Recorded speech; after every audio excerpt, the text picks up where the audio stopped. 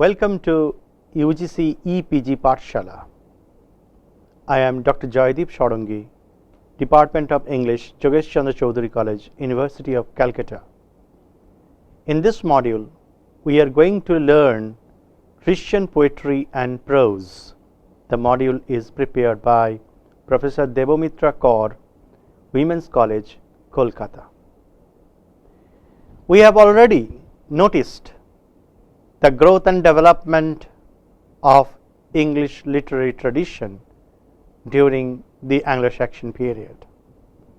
In this module, we are going to learn the effects of Christianity on Anglo-Saxon literature, the Anglo-Latin phrase, the period dealing with Anglo-Latin literature, the contribution of Adelm, Bede, and Alcuin, the contribution of Caedmon, Cynewulf, and other religious writers.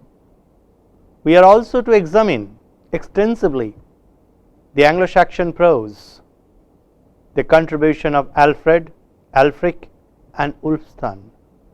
We should not forget the fact that Christianity is preeminently a literary religion which flourished during the Anglo-Saxon period since the advent of Christianity in England. We start our discussion with effects of Christianity, as Christianity is basically a literary religion. It educates significantly the number of people, and people became part of the religion.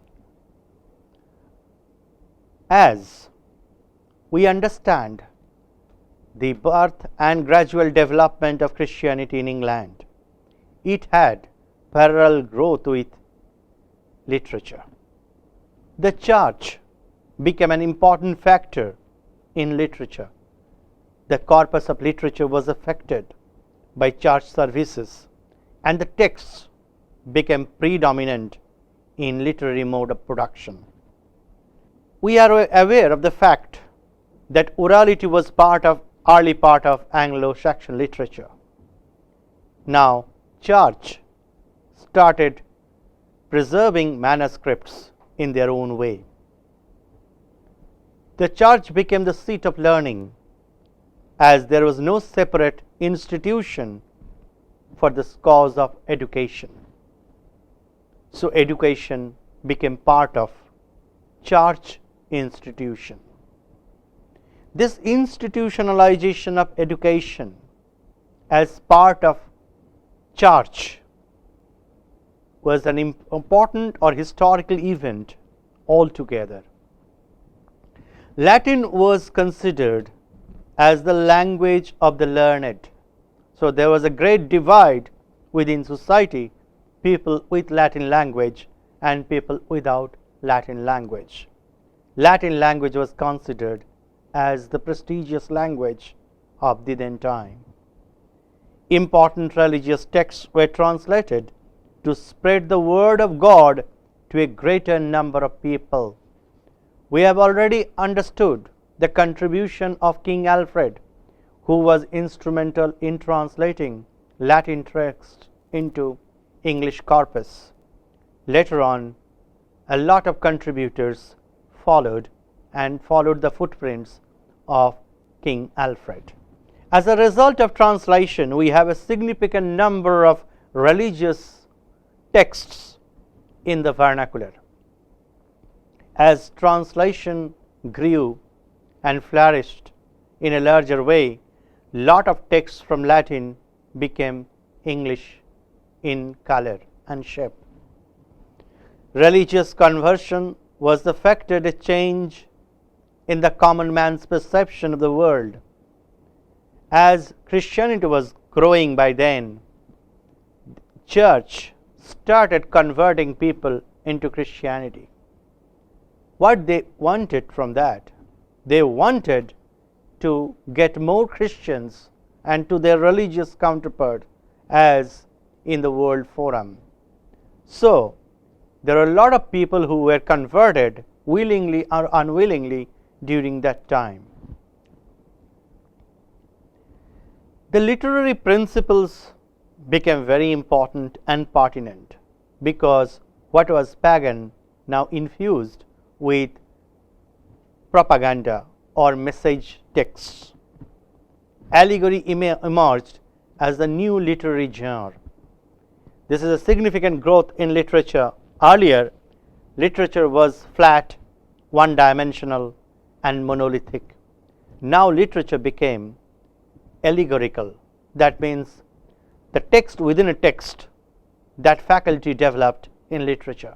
Apparently, a literary corpus looked like a pagan text, but there were infusion of Christian elements.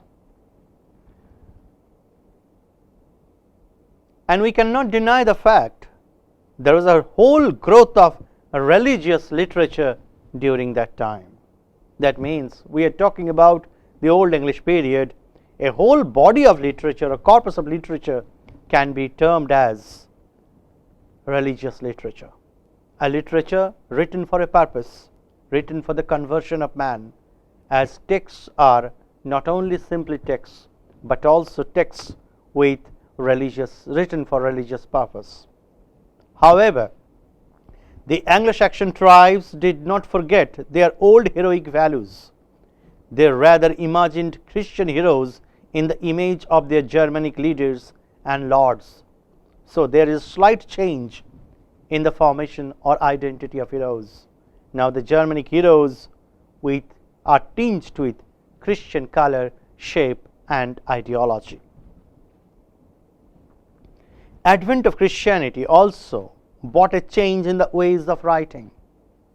As we have already discussed into the matter, that texts prior to the advent of Christianity was largely different from the texts written after Christianity, because a lot of Christian sentiments, values, and world orders were incorporated in Christian texts, and texts are important for conversion or converting people from one religion or non-believers into believers.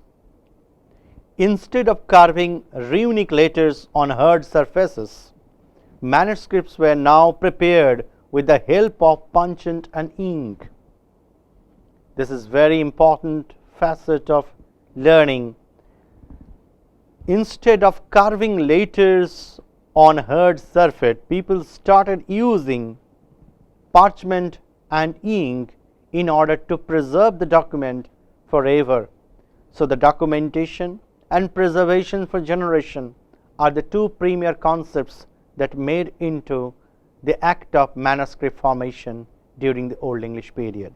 The monks also invented insular hand, which was influenced by the style of writing used for writing Roman alphabets. By this, the contribution of monks are very important for literary productions. Now let us discuss about Anglo-Latin literature, which is a follow-up to our previous discussion. The educated people thought during that time that knowledge of Latin is an additional value. Therefore, educated people were proficient both in Latin and Old English language. The first group of writers wrote mostly in Latin, because in the then time Latin was the most dominant language in the world, or especially in Scandinavia and that part of the world. Then came the translations of Latin texts into English. By translation, there were two-way trafficking. One is the transformation of knowledge of the Latin world to the English world, and the second, the availability of the Latin texts for the English readers. These writers are Adelm, Bede, and Alcuin. These are the three prominent writers who were involved in prose translation and transcription during that time. Now, students, you must know the origin of Anglo-Saxon poetry. As we have already mentioned, King Alfred was the king of Anglo-Saxon prose. Now we are going to discuss on the Anglo-Saxon father of Anglo-Saxon poetry, the father of Anglo-Saxon poetry. The father of Anglo-Saxon poetry is Caedmon. One of the most well-known poets in this period was Caedmon. Legends say that he was a common farmhand who was divinely blessed to sing the song of creation. This extraordinary story is also recorded by Venerable Bede in his Ecclesiastical History of English People. Here two things are very important. For the first time, students, you are listening the name Ecclesiastical History of English People, which is a source book for knowing about the Old English period, written by Bede. Another thing, the Song of Creation, which is a trademark work by any writer during that time. The most significant poem by Caedmon is Hymn, that is, first is a song. The poem exists in various Old English dialects and in Latin translation, and that was done by none other than Bede himself. The Caedmonian cycle. When you know Caedmon, you should know the Caedmonian cycle. Various other poems are attributed to Caedmon. Why did I say the term attributed? Because that was not signed by Caedmon. So, by looking into the context and similarities in style of production, we assign those poems as written by Caedmon. Though many scholars oppose the view, they believe that these were written by other poets who were influenced by Caedmon. So, there are two group of critics. One believe and associate these poems with Caedmon. Another thing that these poems are written by Caedmonian followers, not by Caedmon. The other poems of the Junius manuscript, this manuscript we have already mentioned in our previous module, that are attributed to Caedmon cycle are: number 1, Genesis, number 2, Exodus, number 3, Daniel, and number 4, Christ and Satan. The manuscript is divided into two books. The first contains verses related to the Old Testament, and the second contains Christ and Satan. Now let us talk about Genesis. Genesis is one of the important poems written by Caedmon, which consists of 2,936 lines. It is a poetic rendering of the book of Genesis in Old English. It tells the biblical story of Satan's rebellion and his expulsion from heaven. That means it is a recreation of the story in the Bible. The poem has a long interpolated section known as Genesis B, and some people consider it as non-Caedmonian. That means it is an interpolation included later on. This section deals with the fall of Adam and Eve, and which is composed in West Saxon dialect, and West Saxon was a very popular dialect during that period of time. Another important poem, friends, is Exodus, and the poem goes to 591 lines, not a small one either. It presents the phrases of Exodus. The emphasis is given on the heroic leadership of Moses. The character of Moses resembles the Anglo-Saxon lord and the Israelites like the Ordi Thanes. So, it's again a story dealing with the stories of Israelites and Moses. Another important poem in this connection is Daniel. The poem is 764 lines. It can be divided into 6 fifths, which describes in Hebrew. It's about a Hebrew history involving the rule of Nebuchadnezzar and the three children who refused to worship the golden image. A certain portion of the poem is identified as Daniel B, or also known as Ajriya, which is composed in a different style and manner altogether. Friends, we should not forget another poem in this connection, that is Christ and Satan, or better to be pronounced as Christ and Satan. The poem contains 733 lines and composed in East Anglian dialect. Possibly by the time you are aware of some of the dialects we have already referred to. It has 12 fits. The poem begins with the story of creation and then moves on to the fall of the angels, Satan's lament, and the poem ends with a note of Christ's harrowing of hell and ascension. So it's again a traditional tale recreated into writing. The poem lacks chronological order and is not a mere paraphrase of the Bible. The author combines the lyrical, dramatic, and epic traditions to versify his knowledge of Christian theology into writing. So it is an epic tale. It is a tale from the Bible told in a different way to make things popular among the readership. Now there is another cycle. So far we had been discussing Caedmonian cycle. There is another beautiful teller of tales called Cynewulf, and the cycle is termed as Cynewulfian cycle.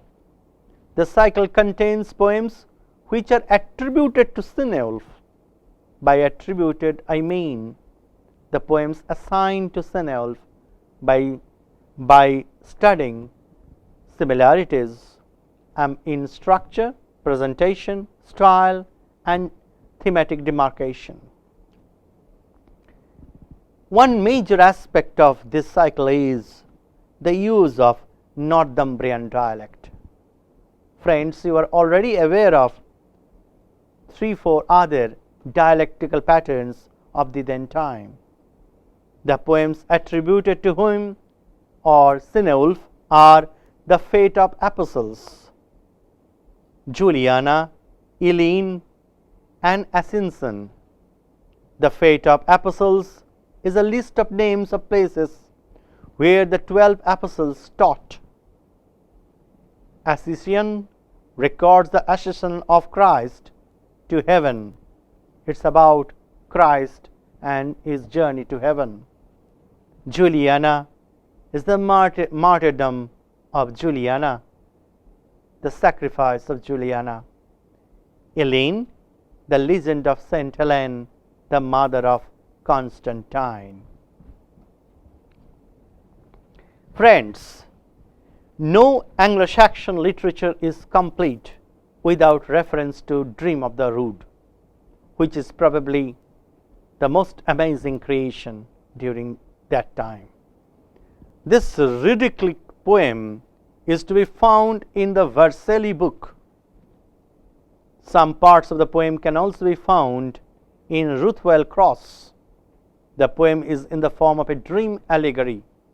The cross tells the story of its wonderful life and journey. The cross is seen as both Christ's retainer and his slayer. The poem presents a curious admixture of heroic images and Christian theology. As a whole, this poem is an amazing discourse. Now, friends, as we have witnessed Anglo-Saxon Christian poetry, now we should read and know and listen to the contribution of Anglo-Saxon prose writers and embarking on and creating Anglo-Saxon body of literary corpus dealing with prose literature. Old English prose, which demands our special focus and attention whenever we talk of Old English literature. The three prominent writers of Old English prose are Alfred, Aelfric and Wulfstan. The prose was used only for educational purposes. This is very symbolic and signifying statement, claiming the fact that prose was not at all used for official and for other activities. Alfred was the patron of learning and instrumental in the translation of many immortal books from Latin into English. As we have already mentioned, King Alfred was instrumental and the driving force for the spread of English prose during Old English period. He took us to the Gangotri of English prose during the Old English period.